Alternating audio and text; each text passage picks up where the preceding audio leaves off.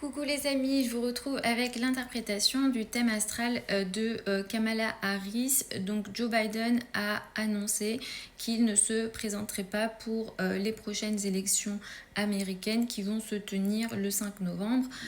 Suite à cette vidéo, je vais tourner une autre vidéo où j'ai posé les transits du 5 novembre sur la carte de Kamala Harris et on va regarder potentiellement ce qui peut l'attendre. J'avais évidemment déjà auparavant analysé le thème de Kamala Harris, notamment en cours avec mes élèves, et effectivement, elle a de fortes potentialités dans son thème de naissance. Elle est balance ascendant Gémeaux.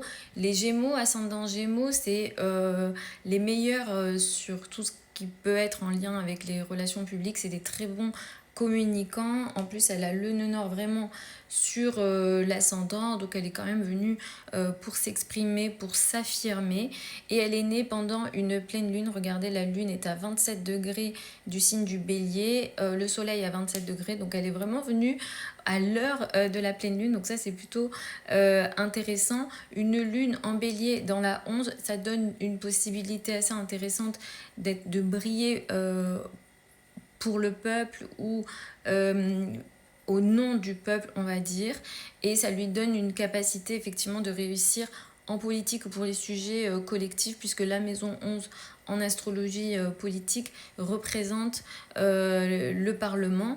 Elle est balance avec un Mercure qui se situe en Mercure.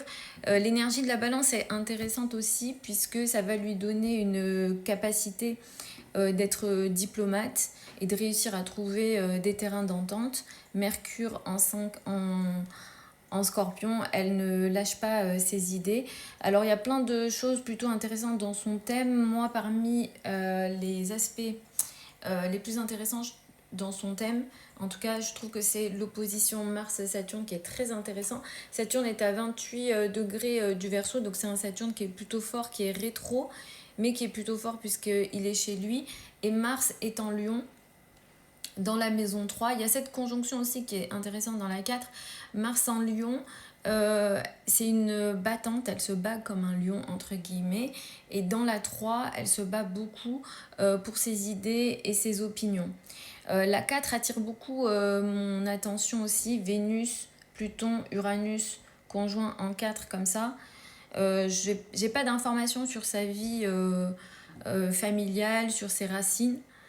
Mais effectivement, là, ça dit des choses quand même, ça informe que au niveau de la famille, il y a sans doute eu des énergies potentiellement instables. Soit elle a transformé sa famille, ou il y a une énergie de pouvoir, mais aussi d'instabilité au sein de la famille. Donc ça, après, il faudra creuser. Son Jupiter, il est intéressant, il est en 12. Elle n'est peut-être pas consciente toujours de la chance qu'elle a ou de ce qu'on peut appeler la richesse. Je sais elle est avec une personne. Alors, est-ce qu'elle est mariée ou ils sont juste en relation? Je ne sais pas. Mais je sais qu'elle est avec la même personne, il me semble, depuis plusieurs années. La part de fortune est dans la 7. Elle est chanceuse en lien avec l'autre. Être avec l'autre ou se marier ou agir avec l'autre, c'est des choses qui sont plutôt intéressantes et positives pour elle. L'ascendant Gémeaux, ça, comme j'ai dit, c'est des bons communicants, et on va s'intéresser à Mercure en 5, le soleil en 5. Alors pourquoi je dis on s'intéresse à Mercure? Parce que c'est le maître de l'ascendant. Parmi les planètes très importantes dans le thème de naissance, c'est surtout le maître de l'ascendant qui va être important. Mercure en 5, le soleil en 5. C'est une personne qui a besoin de briller. Faut pas oublier la 5, c'est la scène. C'est des gens qui ont besoin d'attirer l'attention. Alors elle a besoin d'attirer l'attention par sa personnalité, mais aussi à travers ce qu'elle dit et ses idées d'une façon générale. Ça me fait penser aussi au thème de Nicolas Sarkozy. De mémoire, il a aussi son soleil et son Mercure aussi dans la maison 5, mais lui c'est dans le signe du Verseau. Voilà, en gros, en tout cas son thème il est très intéressant parce qu'il donne vraiment une capacité de réussir en politique, de briller parmi le peuple. Et avec une lune en Bélier, je suis leader pour le peuple. Et le peuple me voit comme un leader et tout en ayant cette énergie de la balance qui va venir apporter une énergie d'équilibre et de douceur.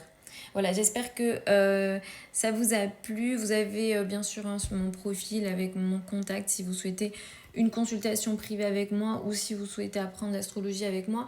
La prochaine session de formation, elle démarre au mois de septembre. Vous avez les modalités d'inscription sur mon site internet.